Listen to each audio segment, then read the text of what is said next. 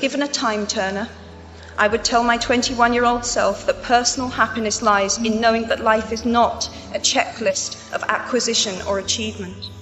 Your qualifications, your CV, are not your life, though you will meet many people of my age and older who confuse the two. Life is difficult and complicated and beyond anyone's total control, and the humility to know that will enable you to survive its vicissitudes. You might never fail on the scale I did, but some failure in life is inevitable. It is impossible to live without failing at something, unless you live so cautiously that you might as well not have lived at all, in which case you fail by default. We all have to decide for ourselves what constitutes failure, but the world is quite eager to give you a set of criteria if you let it. One of the many things I learned at the end of that classics corridor down which I ventured at the age of 18 in search of something I could not then define was this, written by the Greek author Plutarch. What we achieve inwardly will change outer reality. That is an astonishing statement, and yet proven 1,000 times every day of our lives. It expresses in part our inescapable connection with the outside world, the fact that we touch other people's lives simply by existing. But how much more are you likely to touch other people's lives? Your intelligence, your capacity for hard work, the education you have earned and received, give you unique status and unique responsibilities. If you choose to use your status and influence to raise your voice on behalf of those who have no voice, if you choose to identify not only with the powerful but with the powerless, if you retain the ability to imagine yourself into the lives of those who do not have your advantages, then it will not only be your proud families who celebrate your existence, but thousands and millions of people whose reality you have helped change. We do not need magic to transform our world. We carry all the power we need inside ourselves already. We have the power to imagine better.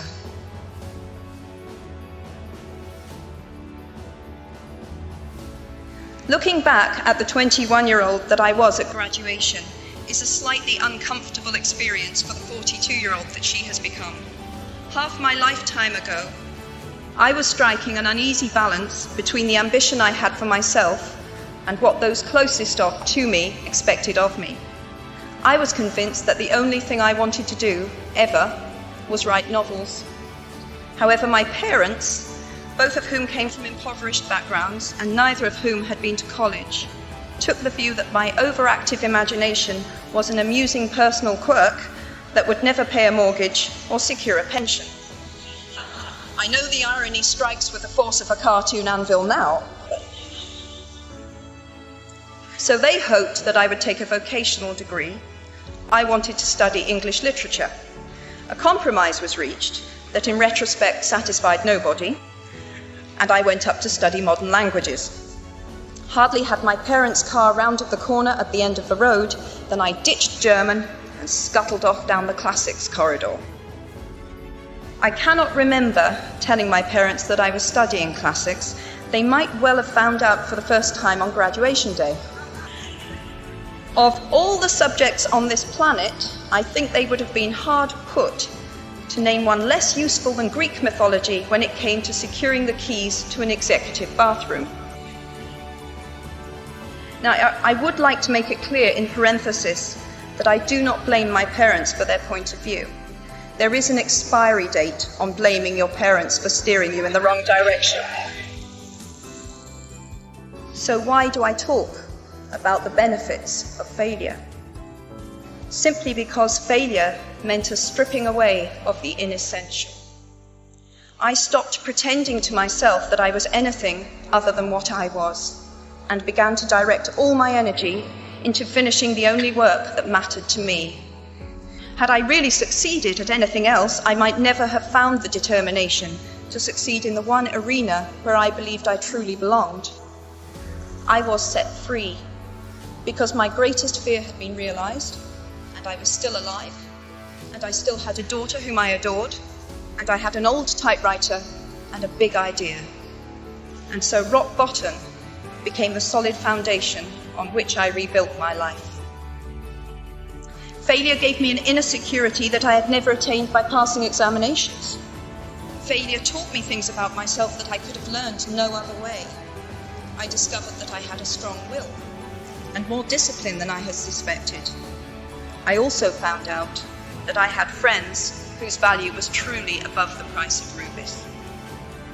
The knowledge that you have emerged wiser and stronger from setbacks means that you are, ever after, secure in your ability to survive.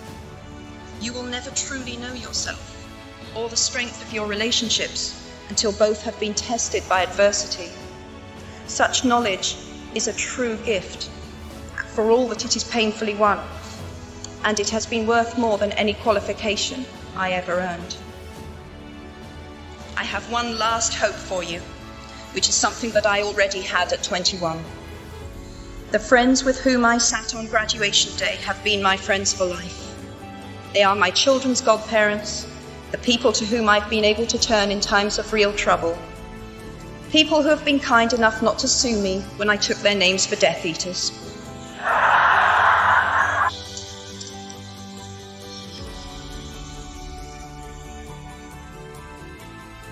At our graduation, we were bound by enormous affection, by our shared experience of a time that could never come again, and of course, by the knowledge that we held certain photographic evidence that would be exceptionally valuable if any of us ran for Prime Minister.